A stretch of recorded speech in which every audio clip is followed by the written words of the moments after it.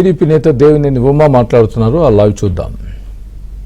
ఈరోజు కూడా బాధ్యత లేకుండా నిన్న మాట్లాడాడు, మళ్ళీ ఈరోజు కూడా మాట్లాడాడు. ఇప్పుడే మన కోడపాటి లక్ష్మీనారాయణ గారు తాడేపల్లి పోలీస్ స్టేషన్లో మరి సజ్జల వెంకటేశ్వరరెడ్డి మీద కంప్లైంట్ ఇవ్వడం జరిగింది. అవన్నీ కూడా ఏదైతే ఇతను మోడల్ కోడ్ ఆఫ్ కాండక్ట్కి ఈ సెక్షన్స్ అన్ని కూడా అండర్ సెక్షన్ 125 కావచ్చు, 123(2) కావచ్చు, 123(3) కావచ్చు, representation of people's act 1951 under section 153A, 505(2), 171F and 171J of IPC ఇవన్నీ కూడా సివియర్ క్రిమినల్ మరి ఈ యాక్టివిటీకి పాల్పడ్డాడు. దీని మీద చర్యలు తీసుకోవాలి, తక్షణం అరెస్ట్ చేయాలి. ఇటువంటి బుద్ధివేల మాటలు మాట్లాడి, ఇటువంటి బాధ్యత మాటలు మాట్లాడి మీరు ఓడిపోతామనే భయంతో ఇవాళ మీరు ఏదో విధంగా మీ మొన్నటిదాకేంటి ఏ కౌంటింగ్ ఏజెంట్సే కేంద్రాలకు వచ్చే పరిస్థితి లేదు.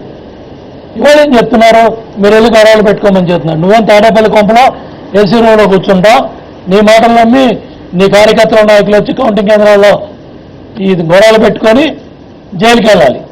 ఇది సజ్జలాడితే జగన్మోహన్ రెడ్డి కుతంత్రాలు, కుట్రలు ఇవన్నీ కూడా సీఈఓకి తెలియజేయడం జరిగింది. ఎటువంటి చిన్న తప్పు జరిగినా కూడా ఇమ్మీడియట్గా బయటికి తోసేయటం, జైలుకి వెళ్తాం, క్రిమినల్ కేసులు బుక్ అవుతాయని కూడా వైసీపీ కౌంటింగ్ ఏజెంట్లకి మరొకసారి తెలియజేస్తున్నాం. సజ్జల వెంకటేశ్వరరెడ్డి మీద కూడా ఇమ్మీడియట్ క్రిమినల్ కేసు బుక్ చేసి అరెస్ట్ చేయాలని కూడా డిమాండ్ చేశాం. పొన్నూరు రిటర్నింగ్ అధికారి లక్ష్మీ కుమారి మొదటి నుంచి కూడా ఎన్నికల ప్రక్రియను అపహాస్యం పాలు చేస్తా ఉన్నారు.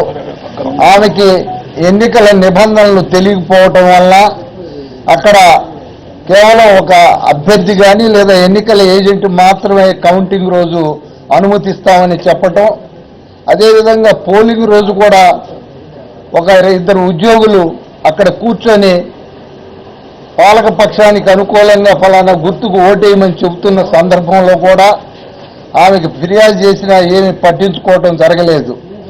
ఆమె వైసీపీకి తొత్తుగా మారి ఆమె ఎన్నికల ప్రక్రియని పూర్తిగా వైలేట్ చేస్తూ ఉంది.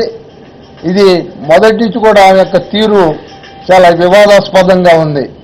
కాబట్టి ఏదైనా అవకాశం ఉంటే కౌంటింగ్ సమయానికన్నా ఆ రిటర్నింగ్ అధికారిని ఆమెను పక్కన పెట్టి కొత్త అధికారి చేత ఆ కౌంటింగ్ కార్యక్రమాన్ని నిర్వహించవలసిందిగా మేము ఇక్కడ